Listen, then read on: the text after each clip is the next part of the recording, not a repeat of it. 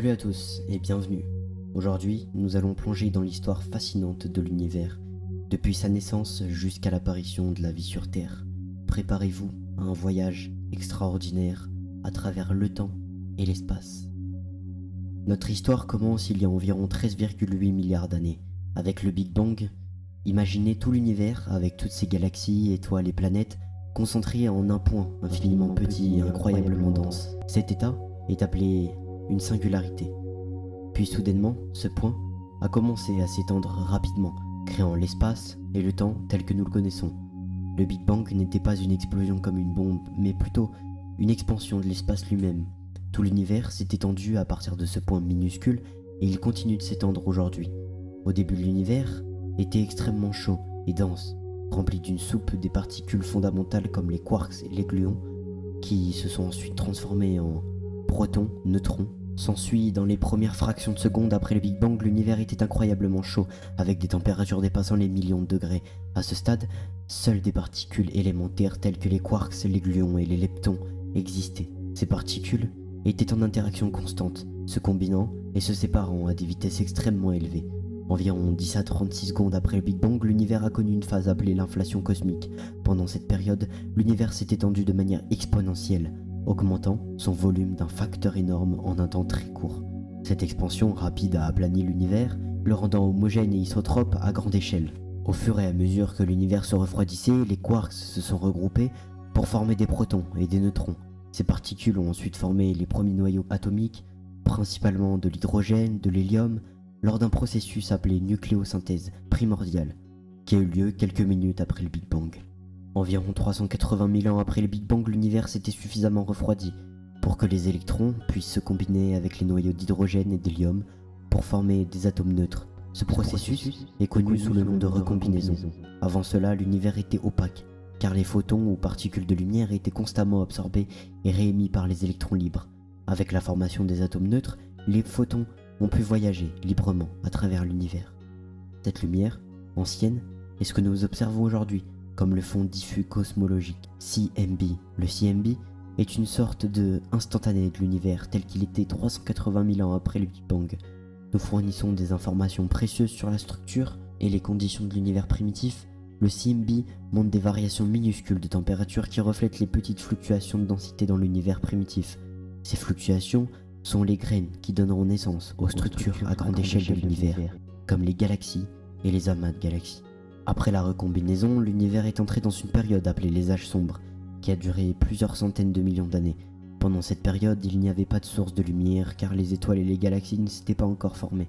Cependant, la gravité travaillait déjà pour assembler la matière. Les régions de gaz légèrement plus denses ont commencé à s'effondrer sous l'effet de la gravité, formant de nuages de gaz. Des nuages ont continué à s'effondrer, devenant de plus en plus denses et chauds, jusqu'à ce que les premières étoiles s'allument, environ 100 à 200 millions d'années après le Big Bang. Ces premières étoiles, appelées étoiles de population 3, étaient très massives, lumineuses et de courte durée. Ces étoiles massives ont joué un rôle crucial en chauffant et en ionisant le gaz environnant, mettant fin aux âges sombres et amorçant l'époque de la réionisation. Elles ont également forgé des éléments plus lourds dans leur noyau pour des processus de fusion nucléaire. Lorsque ces étoiles sont explosées en supernova, elles ont dispersé ces éléments dans l'univers, enrichissant le milieu interstellaire et fournissant les matériaux nécessaires à la formation de nouvelles étoiles et planètes. Les galaxies ont commencé à se former et à partir de ces premiers groupes d'étoiles, des fusions et des interactions gravitationnelles entre les petites galaxies ont conduit à la formation de grandes galaxies que nous voyons aujourd'hui. Ces processus de fusion ont continué pendant des millions d'années, façonnant les galaxies en spirale, elliptiques et irrégulières. Notre galaxie, la Voie lactée, a commencé à se former il y a environ 13,6 milliards d'années. Elle s'est construite à partir de l'assemblage de petites galaxies et de nuages de gaz. Les premières étoiles de la Voie lactée se sont formées dans des amas denses, connus sous le nom de globules. Ces amas d'étoiles anciennes, appelés amas globulaires, sont parmi les plus vieilles structures de notre galaxie. Avec le temps, ces amas ont fusionné pour former un disque galactique plus grand, où de nouvelles étoiles ont continué à se former. La Voie lactée est une galaxie spirale, ce qui signifie qu'elle a des bras en spirale qui s'étendent à partir de son centre. Ces bras sont des régions où le gaz et les poussières se concentrent, créant des environnements propices à la formation de nouvelles étoiles.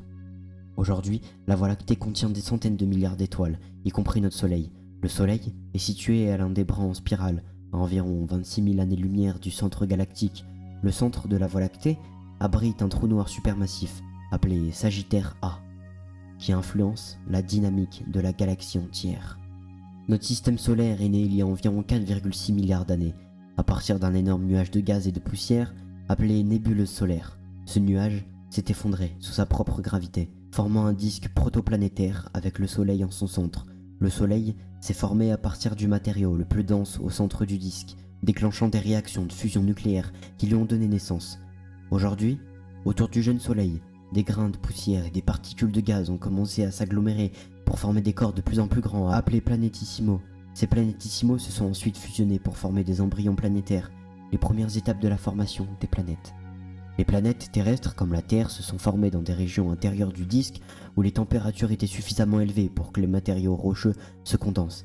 Les planètes géantes comme Jupiter et Saturne se sont formées plus loin du Soleil où les températures plus basses ont permis au gaz et aux glaces de se condenser.